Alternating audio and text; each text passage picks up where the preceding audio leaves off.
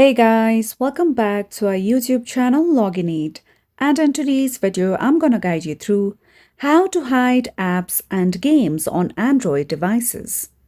So first of all, launch settings on your Android device. Once you come here, scroll down below and tap on home screen. From here, scroll down below again and you'll see the category of hide apps on home and app screen. Tap on it. Now, choose the application or games you wish to hide. So from here, I'm going to tap on Crunchyroll. In order to unhide the app, you can tap on that specific app, like this. So, you can do the same for games over here as well. So that's how simply you could hide apps and games on Android device.